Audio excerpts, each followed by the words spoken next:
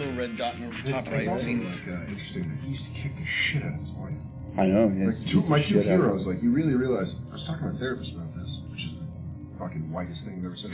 I love the way this is starting. This is starting good already. So, but I was talking to my therapist about how like both of my two heroes, Hunter S. Thompson and Richard Pryor, both had like these violent tempers that no one ever talks about. Yeah. And then you're like, and then when I flip out and I feel like a fucking monster, you're like, oh no, everyone's got a temper. Yeah, exactly. Everyone's got a temper. Even the greats. Yeah, exactly.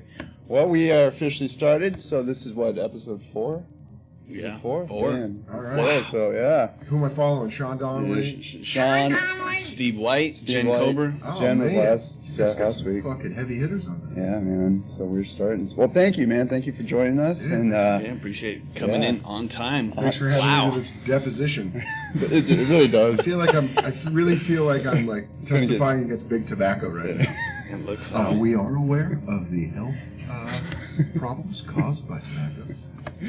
Well, yeah, let's honor the great Hunter S. real quick. Huh? Yeah, man. So let's talk about Was that 2004 he shot himself? 5. It was 05, so it was 10 years ago. 10 years to the, Holy shit. This is the anniversary. He seems shocked. Yeah, it's just crazy because I remember, I wish I got into Hunter more when he was alive. Yeah. But I really am, self-admitted, I'm not going to hipster anyone and be like, I actually liked him in the late 90s. And no, I was like... I liked him before he was cool. Yeah. I read 2 of his books before he died. And then when he died, it just became interested. Like much... I don't know if his death interested in... But I read an essay of his. The one about him at the courthouse at night with the guy on house... That's work release. Yeah. That's plagiarizing his writing. And I just found that to be so funny when I was reading it that I was like... It's kind of like a band when you hear a song and you're like, what else do they do? Right. And then Who are these guys? Yeah. That was like Queens of the Stone Age for me. Like really? Yeah, like I heard, obviously No One Knows was like the big hit. But I worked at a radio station in Tucson actually in 2002. And I got really into that album, Songs for the Deaf. And then I just went back and listened to all their shit and I was like, this is my favorite band. Yeah. They're just amazing. Yeah. So I think that's how it worked with Hunter. The olive branch of just I think kind of leads in. Yeah. I think there's and what's weird is I think there's a lot of negativity towards that now because that's I think the natural way to get into an artist and people because of hipsters and shit. Exactly. They're like, well, I knew them when they started. It's like, well, how are you going to know that? Yeah. Exactly. Wouldn't you have to find them at some point, right? Yeah. Wouldn't you rather them do a body of work and then find it and be like, oh my god, look at all this shit. There's all this shit I can get to. Right. Which I think that's always the right way to go. Right. Let it build up and just indulge. And if you happen to be on the ground floor of something, then that's great. Yeah. Don't celebrate it and deter other people from liking it. So then it's hipster to like Beethoven now, right? Well, I think it's like, but I think like, I think that hipster term is a weird thing. I don't think hipster is the proper term. I think it's pretentiousness. Yeah. Is more the term where they're like, actually, I knew about that and I liked it. It's like, well, fuck off, I didn't. Right. And I just learned about it, and now I'm super into it. So are you better than me now? Because, exactly. Yeah, like I always give shit to people like older American men that get into Premier League soccer. But now I'm starting to get into it, and I'm like, fuck, I'm that guy now. I'm so wrong. I'm that guy. And it feels like in our culture, you're not allowed to be wrong anymore. You can't be like, I fucked up. Well, I mean, I feel like that's what was so great about Hunter was the raw fucking honesty of all this shit, and having an independent voice and being so, having your own voice. That's what you can't fucking do that anymore, or it's very rare. I don't feel like you have. I think there is room to experiment, but what's weird is now it's all documented. So now, which in a way Hunter's was when he wrote for Harper Bazaar, when he went down to South America, you can see all those essays in hindsight. I think it's a double-edged sword that you can kind of be tracked in the way your development edges. But I also think it's, someone might find this 3 years from now. Right. I was thinking that when you were talking about, hello, we're documenting this. Hello, future. I hope the machines haven't taken over. But you really, now it's all there. Now it's all like, people can go watch my Live at Gotham from 2009 and see when I sucked. And then go see my half hour and be like, he didn't suck as much. It's like, that's... Do you think that's good or bad? I don't know yet. I don't have a definitive opinion because I don't know if it is good or bad. I think it could be bad if someone's trying to take you down. And be like, see, he wasn't always this great. Well, you're human. It's a disingenuous argument, though. Yeah, like, but I think it can be good as if someone is a genuine fan. Right. That's kind of exciting. Like the way I like going and watching Bill Burr's Comedy Central Presents, or watching Nick DiPaolo's first Comedy Central Presents. You get to kind of see, like HBO has aired, which I've caught several times, the HBO Young Comedian special from 1995, which is Dave Attell, Louis C.K., Dave Chappelle, Harlan Williams. There's a couple guys on there, and you see Chappelle, specifically Chappelle, Attell, and Louis, and you see the acorns of what becomes what we know them now as the legendary acts. Right. Attell does mostly regular jokes, but then does the and you're like, oh shit, he's gonna tap into that, and that's right. And then Chappelle's like kind of like himself, but he's young, so he doesn't really have the feel for it. And Louis is like almost a completely different act. guy. Yeah. He's not as personal. He's just doing like these observational weird jokes, which are still fun. But I think that's kind of cool, but also kind of like, people can use it for bad. People can use I it. find that really interesting, though, the evolution of an artist of any kind. Of Yeah. music, comedy. I think visual art will always be able to evolve. I think where it hurts people more are like public figures and people that are Anthony Weiner. that make these gross statements out loud of like, well, I've always been serving the sector, like Bullshit. yeah. What's weird Let's call is, bullshit and I on was it, thinking about this the other day, really everyone's being turned in. Everyone now has the same risks as a politician.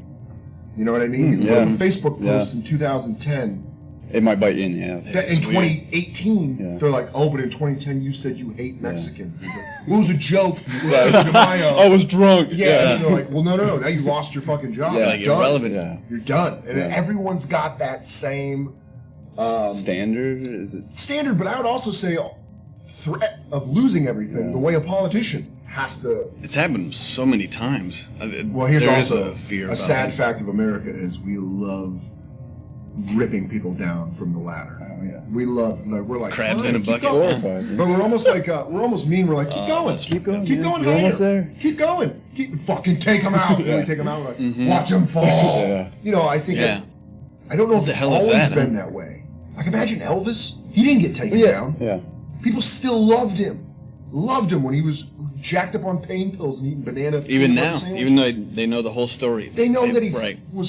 Priscilla was what, 15 when he married her, Yeah. and no one did that. And it feels like we've just became more vindictive as we became more connected. Have you seen a documentary called Pause Press Play? No, Check it out if you have a chance. It's on YouTube. It's free. And Yeah. It basically talks about like the artists in modern, digital age. I mean, it goes through visual, music. I mean, just all the different things. There's an author in there. His name's Andrew Keene. He's got this book called Digital Vertigo.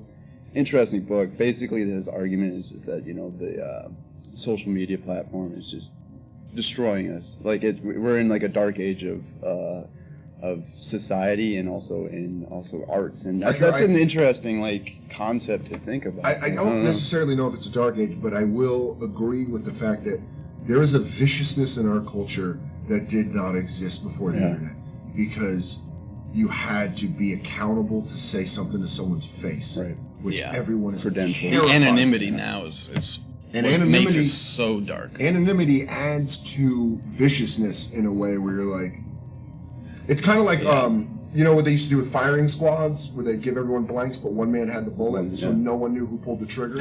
That's dark shit. But that's what it is. That's what it really is. It's so gnarly. Yeah. But it is someone's firing that bullet, but now they know they have the anonymity, so now they want to fire the bullet. Now they want the kill shot, which is, I do a joke that is very true about people that comment on YouTube videos have made me now like real life assholes. Now I like people That's a good point. that are dicks in person. Right. Because I'm like, dude, good. Because you know what it takes to be a dick in person. Yeah, it's some grassroots cuntiness. You Got got some balls, bro. Yeah. Praise you, good sir. Yeah, and it's interesting because I definitely have noticed as a comedian that audiences are far more touchy than they used to be. I've only been doing comedy, it will be 11 years in August, but it's, man, you can't say critical shit without a couple people being Backlash.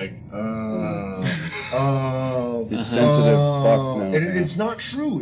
It's faux sensitivity. Mm-hmm. Real sensitiveness, for sure. It's lacking empathy. I think that's probably the best way to describe what's happening with the digital age is our empathy towards others is being quickly drained in order for self-congratulatory feelings and this like patting on the back, like I got 17 retweets, like I'm so fucking cool. And then like social brownie points. And like I think it spreads to the theft of jokes, to the theft of ideas, to all this fucking shit. Yeah, no one's held accountable for anything. No one. And no one cares. You know, I'm on Instagram and I follow guys like the Fat Jewish and Fuck Jerry and all these different guys that post these funny things, but they're all posting the same thing. And it's like, well, where's the source? Who created this? I don't give a fuck. It's funny. It'll make me laugh. Right. But now I want to know who wrote that because I want to become a fan of them. Right. Not a fan of who posted their thing. But you're different though in that regard because you want to, follow the timeline back to the source. Most people don't give a shit at all. It's just again, they're that's the just great like, I don't have the self-discipline. I wonder, but I don't go back to the source. It becomes almost overwhelming trying to always find the guy. At the moment, you're whatever. Next thing, you know what I mean? Like apathy's easy. Exactly. Sure. Apathy is easy, and I think Love me some indifference. Exactly, man. And no one gives a shit, and no one has to give a shit. Yeah. So why keep going down this path? But what you have to fight that battle then. What do you give a shit about? There's too many things to give a shit about. I'm too invested in this shit to not give a shit. And I think the thing that I love is the thing I love most about comedy is you can choose who your brothers in arms are. Yeah. And the people that I'm associated with and the people that I hang out with, the people I'm friends with, are people that I genuinely enjoy their thoughts and their conversations, and it's fun to watch my friends get famous. It's fun to watch Amy Schumer get famous. It's fun to watch Michael Che get famous. Because these are people that give a fuck. I can talk to Che about a joke and it's not shit talking as much as it is like it happened the other night, the night before I flew here. We were talking about, we kind of had a similar joke and I was like, dude, that's so funny. And I wasn't doing like, well, I did that joke, so don't do that. But it was more like, oh, I see where yours is coming from, and that's funny. Here's kind of where mine was coming from. It's like comparing notes. Right. And it's just like, we're all in the same fucking fight, man. Right. And I like, I love the fact that some of my friends are doing theaters and I'm doing a show for 23 people on a Thursday night. Fuck it. It hurts me personally, but it's also like, well, how do I look at that? Do I look at that? Do I compare myself to them and break myself down? Or do I take that and go, I'm lifting a little heavier weight right now? Right. They have their fans that are like, yes. And I have people who are like, I don't know who you are and I don't fucking trust you. Right. And it's like, all right, well, that's going to make it harder for me to earn your trust. But now when I know that it's been a greater... It's genuine, though. It's genuine, exactly. Yeah, absolutely. So I think it is an interesting time, especially in comedy, because comedy's popular, but so is being politically correct, and those are the Sunnis and Shiites of ideas. They're not... Yeah. They don't get along. There's just not going to be middle ground. Political correctness does not exist in comedy. Comedy is there in order to speak truths in ways poke fun of all that shit. And it's also to be real and honest in a way that political culture... You can't. The word political correctness, first off, you're fucked. Because politics is about bending the truth in order to benefit yourself. So political correctness will never exist. So it's an oxymoron. Yeah, exactly. Exactly. And also, it's the opposite of humor. Humor is, how do I make, first off, the turn so no one saw it coming. But number two, make it as funny. And then when it is honest, it's great to hear people be like, fucking, you're right. Yeah. And you're absolutely right. And you're like Patrice was the best at that. Patrice would say shit, and you're like, fuck, man, that's funny. And it's like this breath of like cold air, because you're like, it's funny and it's true. Yeah. I was watching, I always have the DVD of Elephant in the Room with me. For some reason, it's always sitting in my backpack. Yeah. But I like putting it on sometimes when I'm in a hotel room, and he has this deleted joke from his special about how women can't tell stories. And it's so goddamn funny. And my girlfriend watched it, and she's like... That's not funny. She's like, it's right. Really? But when the truth is there, it's right. Yeah. And she's like, damn it. Because I told her, I go, you can't tell a story. She's like, yes, I can. And I was like, no, you can't. And then I played with that bit, and she's like, fuck, I can't tell stories. You're right. I can't tell stories. And I think, I don't know. I think it's an interesting time to be alive right now. Well, let's talk about your upbringing and not. We don't have to go all the way back, but I mean, we're like going deep, we're going in there. Well, let's This talk is a about deposition. right. I will admit, I was not touched. So you were born in what, Colorado, right? I was born in Hartford, Connecticut. Oh, Connecticut. Okay. Yeah, my mom worked for Aetna, Okay. which at the time was, if you worked in insurance, you probably lived in Connecticut in the 80s. Because that's where all the fucking home bases were for Aetna. And I don't know, MetLife I think was New York, but I think a lot of the insurance businesses were on the East Coast, primarily in New England. So, I was born there. My dad's from San Francisco. My mom was actually born in Phoenix, but raised in Fresno. And so my parents met in San Francisco, and they moved from San Francisco to Hartford. So people always wonder, they're like, how are you a 49er fan? You've never lived in San Francisco. It's like, I mean, my dad. It's like, how are you a Catholic? You were indoctrinated into Yeah, you don't choose your religion, just like in my family, you didn't choose being a 49ers or a Giants fan. You just were. You either were or you were dead. Yeah, football season, it's red and gold, and baseball season, it's black and orange. And that's just it. And that's just, there is no... And you shut the fuck up and you do it, But like, it wasn't even peas, like... damn it. It wasn't like from a mean sense. It was more just like, this is what this family does. Right. And also it was the 80s. The Niners were winning championships every other year. So you're like, I mean... Thank you. Yeah. It's like being born to a rich family. You're like, all right, I'll fucking take this. Yeah, I got this. Yeah. What do you want me to have more? And be like, no, I'm going to start the same as everybody. Fuck that. And then we moved, when I was 5, we moved to Denver, and that's where my parents split. My dad went back to SF, and my mom stayed in Denver, so I would split time in between them. And I was raised in Aurora, Colorado. And then you moved out here, right? Yeah, I went to college. Right? I went to U of A. Yeah. I moved to Tucson. What did you study there? Journalism and political science. Ooh. Yeah. Because I actually knew I wanted to do comedy probably from the time I was like 16. And my mom... She was more pragmatic. She just had this agreement with me. She's like, listen, man, just go do the thing. Get a college degree. Get the paper. And then I don't care. Yeah. And she backed it up. Second, cool. I got because I started doing stand-up in Tucson when I was a junior, so I was 21. So that's where it all went. That's where I started doing open mics. How was it there? I mean, Tucson is... Perfect start. Really? Perfect place to start. Why is that? Not a lot of pressure. The only pressure is the open mic. The only pressure is being funny. There weren't I don't understand how people start in LA or New York where there's all these eyes on you. Yeah. Whereas, I mean, don't get me wrong, I did comedy for 2 years in Arizona. And in Tucson, and I could do a 30-minute set, but it was like road hack. It was like, easy jokes. And then I moved to New York in 2007, and I was like, at the beginning of 2007, and I saw like one open mic, and I was like, oh shit, I got a lot of work. I gotta go reboot everything. Yeah. And I did. And but Tucson was great because Tucson got me just on stage. I just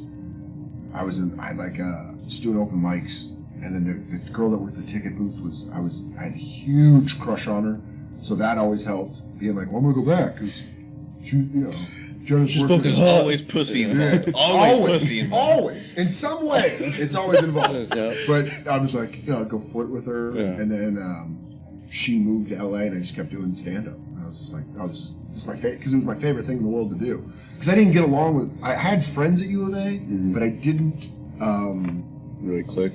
Yeah, it wasn't my scene. It was a lot of rich kids from San Diego or Long Island who just had their dad's credit card and they did blow and drank, vodka sodas. And I was drinking whiskey and smoking shit weed. Yeah. And I wanted to listen to music. And that's why I got a job at a radio station at KFMA in Tucson when I was 19. And that, I believe because of that job, I got my college degree.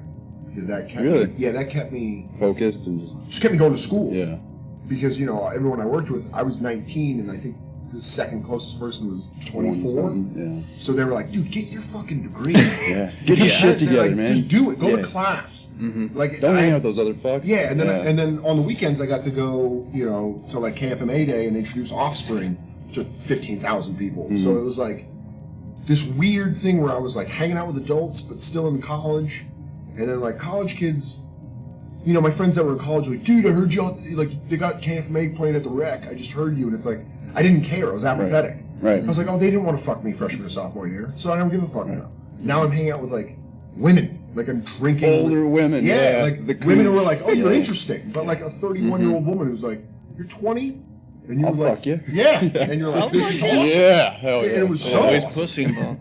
Always pussy. But then it, and after doing radio for a little bit, I started doing open mics, and then my life became radio. It became radio, comedy, and then I'd go to class. Yeah. Not, I got C's. I barely graduated, but I graduated. Did you do a lot of comedy in Phoenix itself? No, I didn't. So you just stayed in Tucson? One set. Really?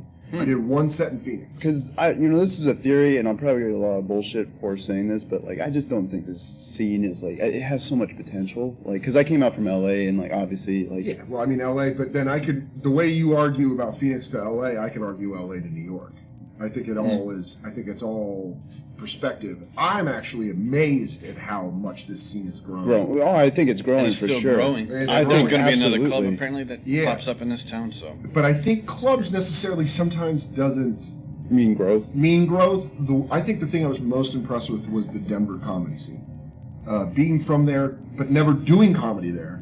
I didn't do my first set in Denver until after I'd been in Arizona for a couple of years. And Troy Baxley, who's one of my favorite comedians of all time, took me on the road a couple of times and was like, "Hey, if you're back for Thanksgiving, I got a show." And I got to do that. Was I did it at the Lions Den, which is or the Lion, I forget what it's called. It's this bar on Colfax, and it was like, oh fuck.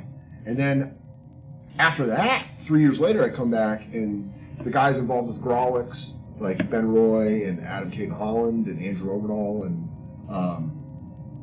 there's all these guys that created this real scene with only having one club, with having the Comedy Works. But then they had all these bar shows and these independent shows, and you could go do Los Comicos and it would be packed the fuck out. That shit really amazed me. I was like, this is awesome. Yeah. Especially to come back now as a comedian that's kind of... Because I think if anything, I would consider myself a New York comedian. I've spent, 8.5 years out there. It's really where I found my voice. It's really where I found how to write jokes. It was where I became who I am. And I love it, and I'm never leaving there. And I think it's I'm not a New Yorker. I wasn't born or raised in New York, but I am a New York comedian, and I strongly consider myself that. Because the only thing I wanted was to get in at the Cellar. That was all I cared about, was working the That was Comedy the Cellar. goal. That was it. And then when it was there, it was like, oh shit, I think I'm a real comedian. And having the ability, knowing and getting to know guys like Colin Quinn, and Judah Freelander, and Jim Norton, and all these guys that I literally grew up watching. And I remember I watched the documentary Comedian that Seinfeld did. Yeah. I watched it 3 days ago, and it's had a shit-eating grin on my face because I worked all the clubs he works. And I was like, holy shit. I've done that. I remember watching that. it's got to be surreal, right? It is. And I remember watching that at 19 in Tucson before I had started comedy. Right. And fuck, I want to do this. And just that feeling of watching something and being like, I want to do that. And then Working your way here through it is. Yeah. So that motivates you even to this day, right? Oh, 100%. Keep working even harder. I would Yeah, imagine. and I think especially in comedy, the only person that pushes you is yourself. And I think if you're pushed by ticket sales or popularity, I don't think that's doomed. healthy. Yeah. Maybe it works for you. For me, especially for me, I never feel good about my comedy. Yeah. I'm always like, that fucking sucks. It's the artist struggle, Yeah. man. That's what it It is. is. It's And it's just like that Everyone internal- hates it themselves. Yeah. And I see the guys that are like, oh, I'm fucking I'm the awesome. shit. And then you see their set and you're like, no, you're not. No, you're not. You got a lot of work out. But there are guys that are genuine, and there's guys I know that are genuinely confident, that are great comedian. Yeah. And I'd kill for that confidence. But you're pretty regular on Opie Anthony, or now Opie and it's Jimmy. Yeah, Yeah, now it's yeah. Opie and Jimmy. Now, yeah. So Which that was, how'd that go down? I did, Bobby Kelly put me on his podcast, you know what, dude, years ago. Back in 2010, 2011, and that was surreal. Yeah. Because I knew about Bobby for years, and then I loved Bobby, and then Bobby put me on he obviously I opened for him, because Joe DeRosa got me to, recommended me to Bobby, and Bobby had me open for him at a college in upstate New York, and then Bobby called me a week later, he's like, can I do my podcast? And I was like, yeah, and we just started fucking around. Bobby's like, dude, come back, just be on the podcast, and that was when I first saw what it was like to get a fan. Because people are like, dude, I love, you're hilarious. Right. They saw my stand-up. It's like, I fucking love your stand-up. And Bobby was so supportive. Bobby's the closest to having an older brother I've ever had in this world. He's just really is, yells at me, but then he also laughs most of the time we talk, and it's unbelievable. So Bobby putting me on YKWd kind of got me into the sense where his fans are crossover from Opie and Anthony.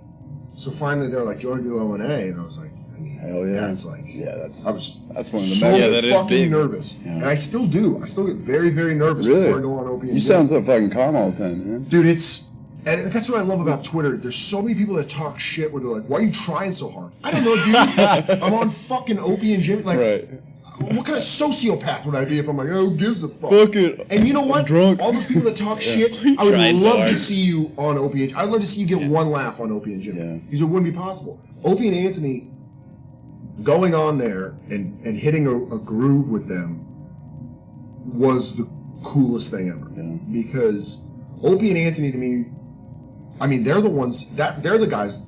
They're the reason I learned about Patrice, Burr, Louis. I didn't know who Louis C.K. was until I listened to Opie and Anthony. Attell, besides Insomniac, Bobby, Rich Voss, like a lot of the Tough Crowd group, I learned before Tough Crowd because of Opie and Anthony, and around that time, and when they got in trouble with all the the Cathedral stuff, and I was super nervous to do that show, and then being able to go on Opie and Anthony, and then do it somewhat regularly. When Anthony got fired, I talked to Opie on the phone, and I told him, I was like, you know what? I feel really honored to be kind of one of the last comedians to get his black belt at the Opie and Anthony dojo.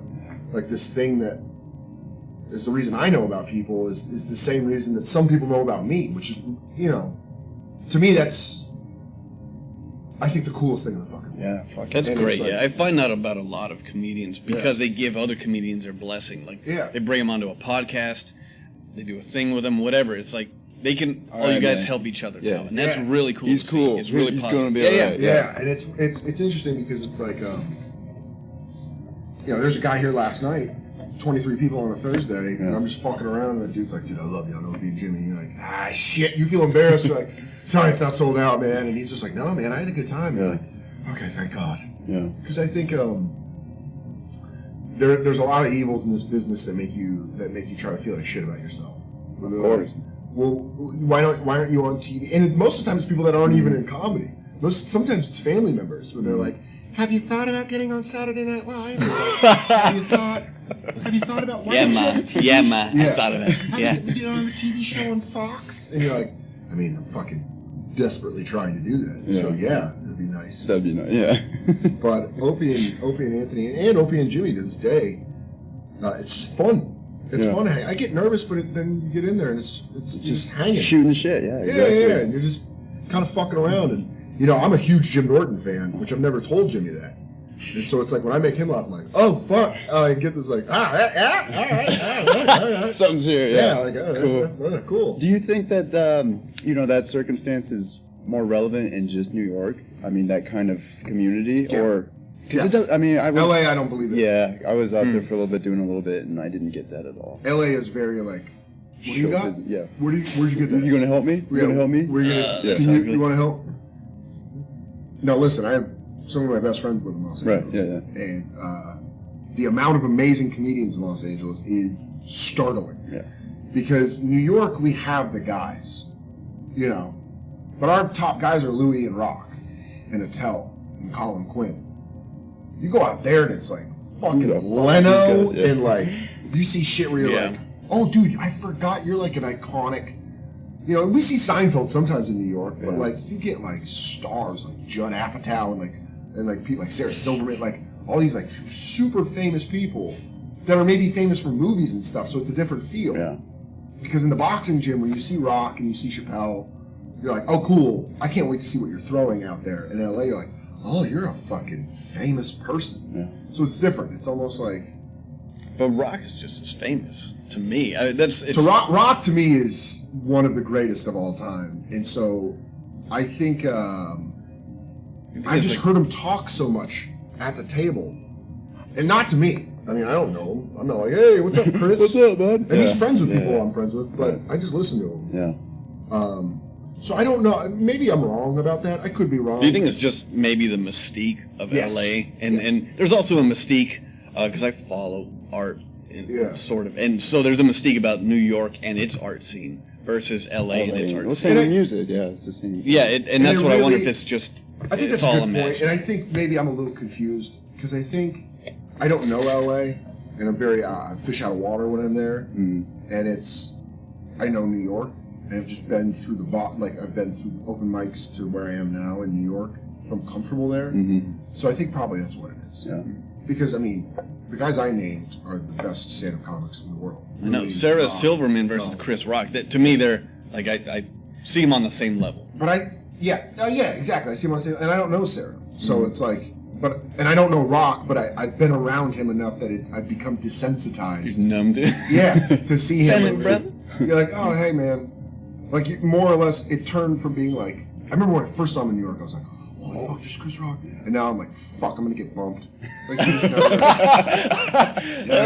the evolution of the reaction. You're just like, fuck, I really wanted to try my Starbucks joke tonight. It's like, That dick's gonna take my time. Yeah. And then like Louis, I remember one time Louis went up and I got to go up because he like showed up. And they're like, all right, Louis gonna, like, you're gonna go up then, Louis. And we were sitting downstairs and I was like, hey man, thanks for letting me go up. And he looked at me like, yeah, it's your spot. Like, you're supposed to go up and be like, oh yeah. No, totally. Thanks for letting me. Yeah, you're I right. know you have the power. But I told him, and it's true, I told Louis, I was like, this is the only job where your hero, you show up to work and your hero's sitting at your next desk. to you, yeah. Or you're sitting at your desk and you're like, I have some work I have to do. And he's like, yeah man, sorry, I got to do these files. And like, well, everyone in the office wants to watch you do these. So I'll crowd around. Fucking go sit in the water cooler and wait for you to be done. And I hope I get to do some of my, So have you, have you tried to take some guys under your wing at all? Have you taken that role yet? I mean, I don't think I'm in that position, but I definitely... Not yet, or is that something I've always tried to help out. Yeah. I've always tried to help out, whether it be, get people on shows, because that's always how it's been. Joe List, who's one of my favorite people on the earth, one of the best comedians working out there, Joe List said to me very early on when we first became friends when I moved to New York, he said, the most important people in comedy are comedians. You're going to learn from them, and you're also going to get the most work from them. You know, all the stuff that I've done, major stuff, has primarily been because of other comedians.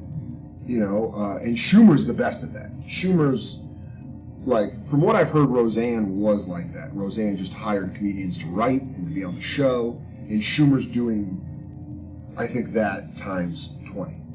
You know, her movie's coming out in July. You're going to see so many fucking comics in that. That's how it should be. That's what it seems like to me, because you want to take out the gatekeepers that aren't really comics or aren't really artists, let's say. Yeah. Or, and also, to a further extent, don't really know comedy. Sure. No one knows comedy more than comedians. Right. When they're like, oh yeah, I know. That guy's funny. Like, as a comic fan, let's say, we'd rather hear what comes right from your brain instead of it going through a filter of corporate red tape. And having some agent pitch them like, listen, if you like so-and-so, you're gonna love so-and-so. Yeah. But like, I try to take my buddy Gary Veeder on the road to Middle for me, and he's like, I tell him all the time, I'm like, dude, you're like 2 months away from just headlining, and I won't be able to use you as a feature. But it is good when clubs are like, dude, thanks for bringing him. Like, now we know about him. Yeah. Oh, cool. We'll give him money. Yeah. You should give him money because he's really good at what he does. That's how it should be. Absolutely, man. Yeah, it So seems definitely- it's been that way, though, right? I think as it's far always as that, been what's different now is the podcasts and stuff like that, where Well, you I guys think- interact more directly with the audience Yeah. instead of like the only time I would get to see your feature middle act is if I went to see you. Exactly. Now I may see or hear about you bringing up a guy even on this or some other podcast. I think comedy is just a great, it's a great relator. You just can relate to people, and you're like, oh well, then let me help you out. Like I got this. There's a lot of people that have helped me that I've met through comedy that I didn't ask for their help. Right. They just did it out of the niceness of their heart. Right. You know, Brian Koppelman's one of those guys. He wrote Rounders and Ocean's 13 with his writing partner David Levine, and he's always been so good about like, well, why don't you come in and audition for this? And I haven't got anything. But the fact that I've auditioned for his movie is like, oh shit, man, thank you. You throw it on the resume. Yeah, like not even that I didn't get it. It's the fact Just that you that you gave me went through the experience of experience, going through the motion. a major audition. And Yeah. you're like, oh, thanks, man. Like he even said first time he got me an audition was like 2009, and he was like, he's like, I think you're going to go through this, so I think your first time going through it should be with one of your friends in the room, so you're not as, and he was right, it totally helped. Yeah. So I hope to one day be in the position of power where I can do what Amy does, and what Rock does it, and Louis does it, and look at Louis' show. There's so many comedians on it. Yeah. And he profiled the Comedy Cellar to the point where it's in the opening credits every time. But again, we're in the internet age where if it's a little, then maybe it might not be enough. Right. So people are like, but he doesn't help enough people. Like I've heard comics say, well, he hasn't heard me. Oh my God. But it is. It really is. Yeah. That's what sucks. That's the truth. Yeah. Is like, even when you're nice, there's still people that are like, but he didn't help me. And it's like, all right, fucking. Well, that's always going to be there. Yeah. The negativity. Always a dick around. And I've been guilty of that. I can't admit I haven't been guilty of that. Yeah. There's been comics where I've been like, fuck, I wish I got a part of Louis. And it's like, you just can't help everybody. Yeah, you just can't. And when you realize that, you're like, oh, fuck, all right, I'm an idiot. You're just being that much more of a dick. People think, I think of it like a pie, where there's, I want my piece of the pie. Well, the fucking pie is endless. Exactly. Like, just make your own, take your own piece. And I think that's a very important statement that not a lot of people realize is like, we work at a baking factory. There's so much pie to be made.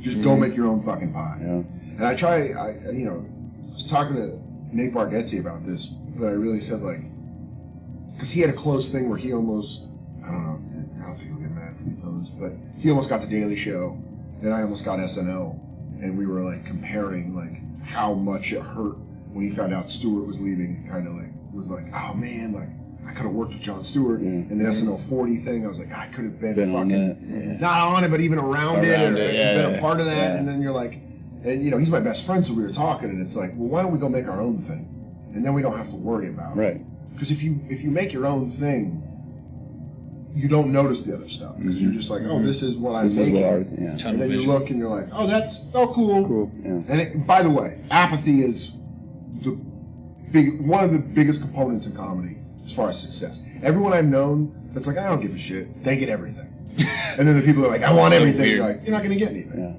And that's just how life works. Well, it comes through in the personality, though, too. I mean, you can tell who's a real jaded fuck and who's, somebody that's really just genuinely just trying to be a funny person. Yeah, the jadedness is like something I hope to avoid. Yeah. And if it ever does happen, I'll be disappointed in myself. Yeah. Are you writing more for screenplays and stuff like that type of? Yeah, trying. I mean, I'm definitely trying. I think what's great about this day and age is you get to do so much stuff for comedy, but also what's a hindrance is like you're busy. Right. So if I want to do a podcast, it's like, all right, well, I was going to write that afternoon. Mm-hmm. So now I can't write that afternoon. Yeah. But now it's interesting because I really am I'm feeling like a grown up. I'm like, all right, I got to stop playing video games. See, that's where that extra hour went. Yeah.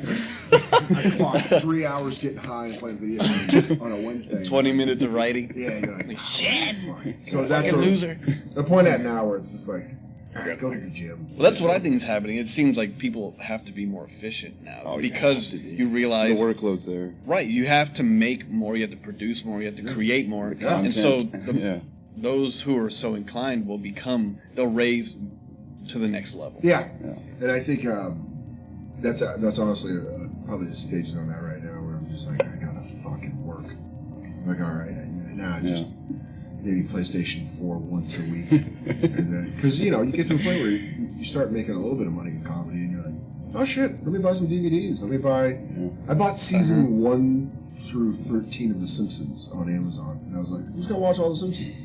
And I got to like season 4, and I'm like, what the fuck am I doing? I need to go write something. That's such a crazy thing to do. Yeah. The Simpsons are great, though. Yeah. I mean, dude, you watch that, you don't realize how much everything we do in comedy is affected by The Simpsons, like the first fucking 15 seasons. Yeah. It's Emmy Award-winning, unbelievable writing. Mm. So I kind of I compromise by being like, well, it's research. You can exactly. You can justify it. I love that shit. Yeah, justify the bullshit. Yeah, I'm learning a little bit. Yeah. And it is true though. You are. I mean, it's not, you're influenced by all this. Dude, those seasons when Conan was there, holy those are great. shit! There's some great episodes. Yeah. Some fantastic episodes. Yeah. And jokes that you're like, I missed that when I was a kid. Yeah. You're like, I didn't really get that. That was like an unbelievable. Yeah, I could still remember some gags from The Simpsons, like fuck, because I used to watch it all through high school. I watched the Radioactive Man one where they're filming the movie Radioactive Man. Yeah. And Bart rolls into the kitchen and he's like, "Look out, Radioactive Man!" And Homer goes, "Marge, are you bringing other men to the home? Radioactive men?" And you're like, I totally forgot about it. It's such a simple joke. But you're like, oh, fuck, that's so funny. Yeah. And then like there's a scene where they're reading all the kids for Fallout Boy, and the woman, it's the lunch lady, is the one reading with the kids. When everyone's coming in and like Nelson fails, the bully fails at his audition, and then the hardest I've ever laughed is Ralph Wiggum walks in and she starts reading the lines and he goes, "What's for lunch on Wednesday?" And he's like, "Cut!" And he's like, "Chicken neck!" And like, it just makes no sense. And you're like, that's so fucking funny. It is great. It just made me laugh so hard. You're like, I forgot completely about that joke. Yeah. Yeah, this is, and watch, now that we've talked about this, I'm like, well, maybe I'll get to season 15. Yeah, do you think they're equivalent now, like what The Simpsons were then, and their legacy? Do you think there's something going on now? South Park take over. I think South Park's. For me, at least, when South Park came out, I was like, all right, bye, Simpsons. Yeah. Like, thank you. But I got it's been thing. Nice. Yeah. I mean, South Park coming out, first off, it was edgier. There was more point. And also, I'm from Colorado. So it was more relevant. They made all Colorado references. It's like being from Springfield and having The Simpsons made. You're like, oh, well, I know all of these references. Yeah. Like the Casa Bonita episode. That's a real place.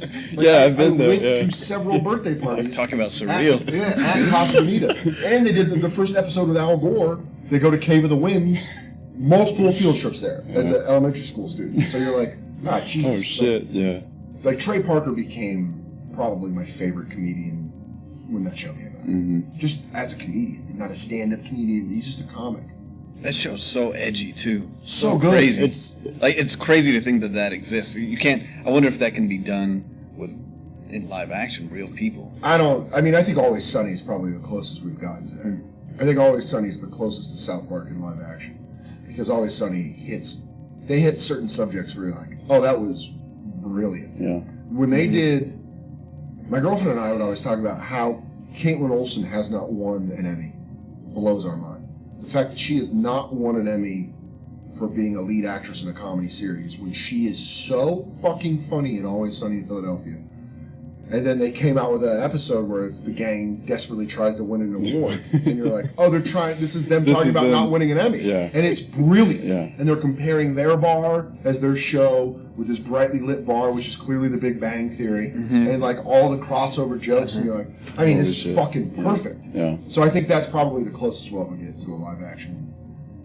What do you think about writing then? Because most of those guys that write on those shows, I would imagine, are comics, maybe even touring comics. Do you think? I would love to. I would,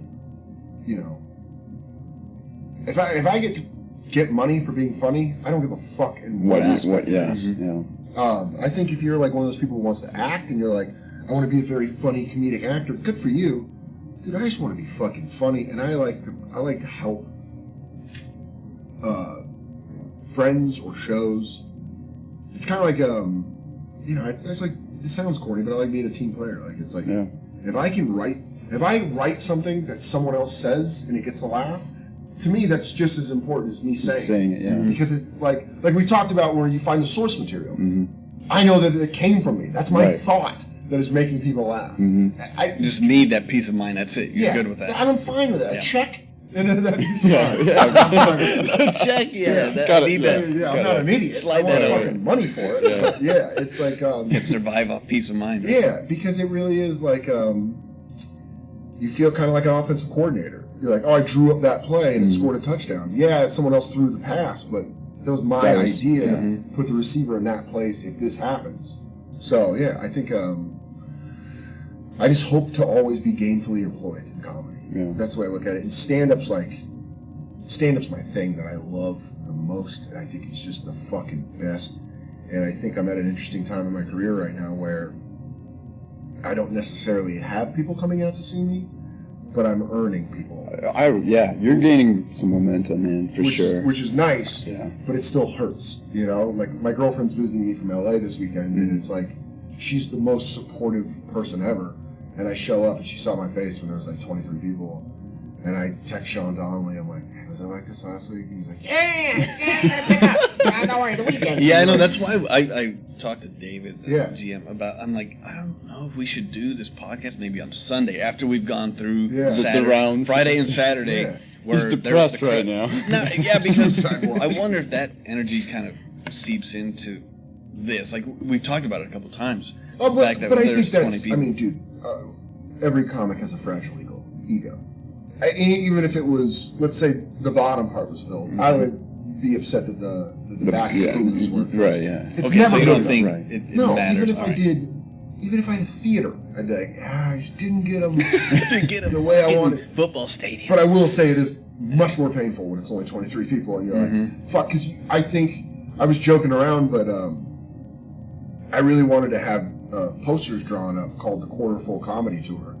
Because it's just me across the country apologizing to waitresses. Just like, sorry, fuck, I'm sorry they cut you.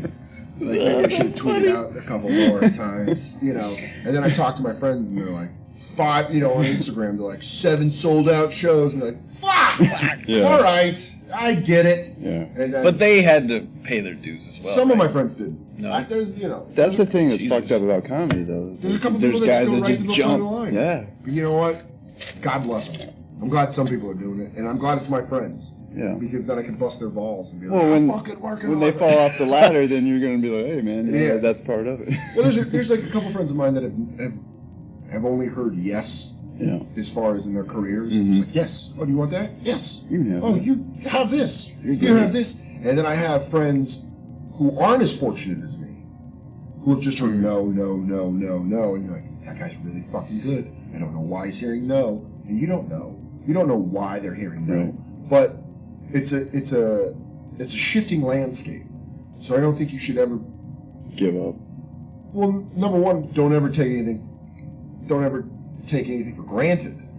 That's probably the most important thing. But number two, also know that as long as you're doing comedy, like I ended up having fun last night, just fucking around for some of the show. You know, I ended up doing an hour for 23 people, but it's like, hey, it was fun. I had fun. I had a really fucking good time. Yeah. And you know, when the show's done, you're like, I wish that feeling of like killing in a packed room wasn't there. But there's also like, I got some shit done. Yeah.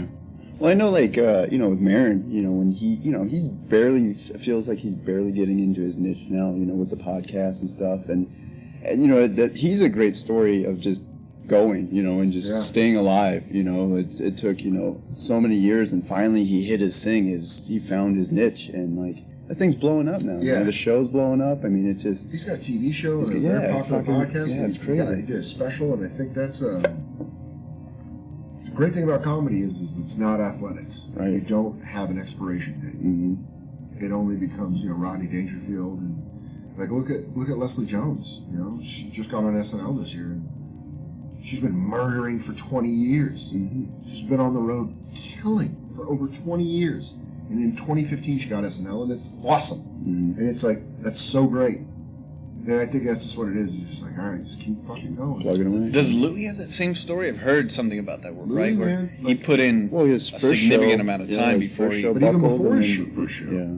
You know, a comedian friend of mine from St. Louis told me, like, she said that in, like, 2003, she saw Louis at the Funny Bone. And he's selling his CDs after the show, like, hey, how you doing? How you doing? And now he is a comedy god. Yeah. So it's interesting that can happen. And I think you got to look at the guys like Louis and Burr. Like, you know, Bill Burr was out there for 15 years, just really, and being a killer. Not like he sucked. He was a killer. And now you're like, cool, all right, podcast is huge. His specials are big on God, Netflix. that new special's so And good. it's unbelievable. And he's at this like Carlin-like level where you're like, oh, cool. It's just cool to see that it's not a freak accident, that it's a thing. We're like, oh, okay, people come around. Yeah. People come around, and it might take something that you never expected. Do you think you just have to be crazy enough to continue down the road? Just keep putting in the time, despite what happens. What do you think that is? What do you think that is about human beings? But I think that's in anything. I think that's in any walk of life. If you put in the time and the effort, you're gonna see results. Mm-hmm. You know? And it also, most of the time, it's not what you want to do. Like, look at how weight loss, for 20 years, they've always said, like, eat it, change your diet, and exercise.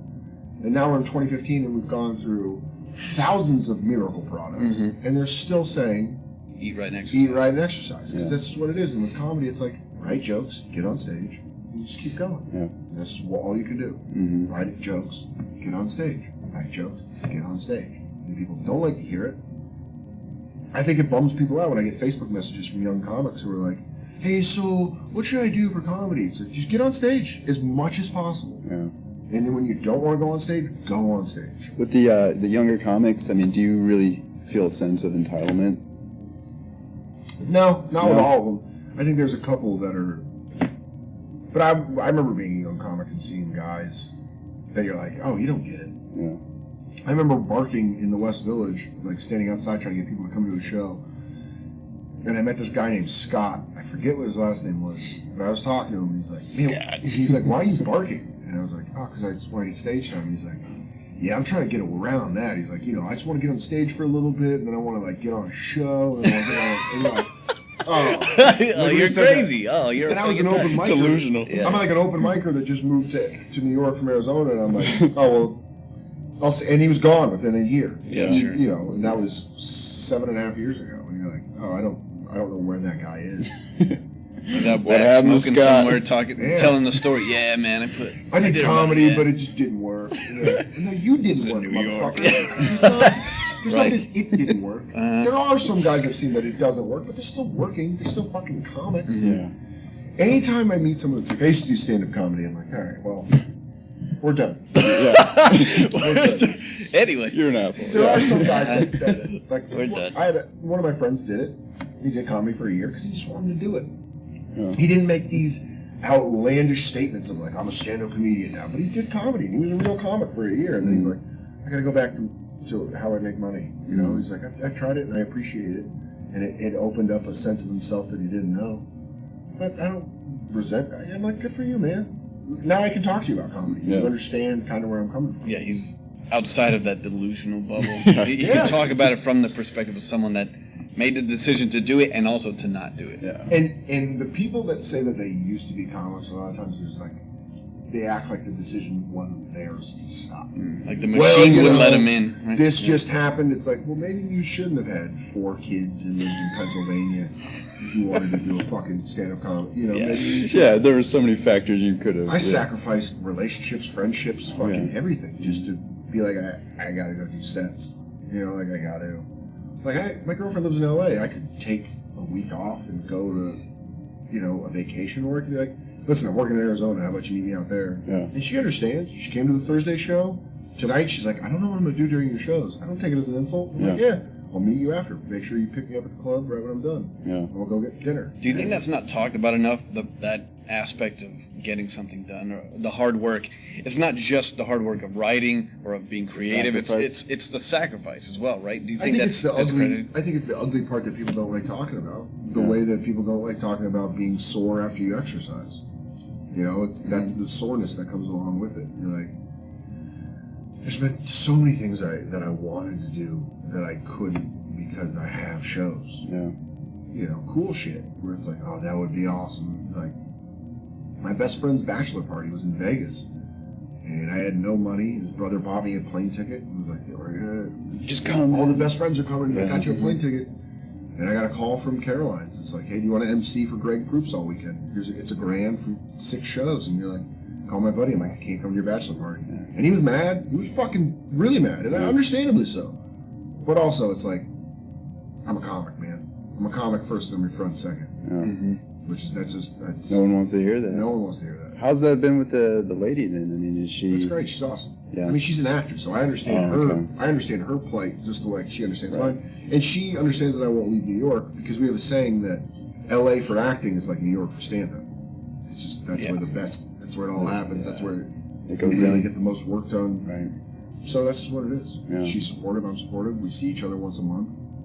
And that's what it is. And I make jokes on Opie and Jimmy about her cheating on me, but she listens. She thinks it's hilarious. And she always does this thing where she's like, I'm not gonna. She's like, why do you think I would cheat on you with a douchebag? Yeah. She's like, I would never cheat on you. And you're like, oh, okay, cool. Yeah. I think, with a douchebag. Yeah. What about someone else? Yeah. What about like a really cool guy? What about a successful guy? I wouldn't cheat on you with a douchebag, but like a. But there's like semantics, right? Yeah. Wouldn't cheat on you with a douchebag. Yeah, but someone else. Those loopholes, man. Yeah, absolutely. But yeah, man. That's awesome. Yeah. Where we at on time, man? How are we? We're at 53. Yeah? All right. I'm feeling, that was good, man. Yeah, I'm digging it. So. Yeah. Well, what else? Do you have a podcast? Yeah, let's plug some stuff. What do you got? I do not have a podcast. I hope that hopefully within the next couple of weeks, Big J Okerson and I will have a show on Sirius Satellite Radio. And we'll be the first guest, right? Yeah, we're not doing guests, but if we did, you'd be at the. We'll be at the show. Just Jay and I fucking around. Nice. So it'll be fun. We did a test run for 6 weeks, and so now we're gonna hopefully go from there. Yeah. But and then just on the road, I'll be on What Dude, Bobby Kelly's podcast. Hopefully a couple people be on Opie and Jimmy again soon. Nice. Ron and Fez and all those good shows. And then hopefully, hope to have an hour special out. When's that supposed to be? I think we're going to record it in October. Where at? Don't know yet. Still figuring it all out. Working all the details out. Yeah, but for sure. That's the next thing that's coming up for me.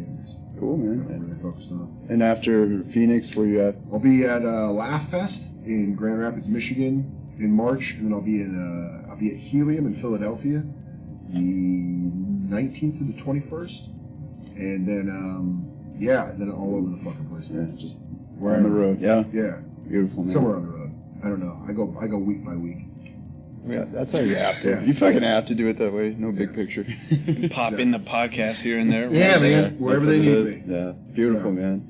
Well, it's good to get an hour of your time. Yeah, man. Seriously, man. no, we really I think this appreciate is it. probably more helpful for prospective comics. I appreciate. I always love talking comedy, so I appreciate you guys having me.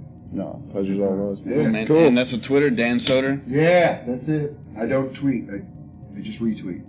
So just a retweeter. Yeah, I'm just a constant retweeter. Cool. Yeah. All right. Well, let's see what else. Hunter S. Hunter S. Man, There he is. good doctor. And I watched I Prince of Gonzo. watched it on Netflix. Is that the documentary? Does they have There's one? on Well, they have Gonzo, which is a great Yeah, documentary. that- But then the 48, his last 48. Yeah, check that one I'm gonna out. watch that shit tonight. Do it. It's Yeah. It's pretty interesting. Yeah. Were you a Bukowski guy too? I read Factotum, but I didn't really read much more. Yeah. I got it. He was like, I didn't like his word usage as much as I liked Hunter's. Yeah. I thought he was really good he was almost Hemingway-esque at like painting a scene. But I definitely think Hunter was, yeah. for sure. Yeah. Cool. All right, man. All right, Thank you thanks so for having much. us, guys. Yeah, All right. thank you. Cool. Thank you. Everyone. All right. Bye. Did we go over your allotted time? You still talking about that?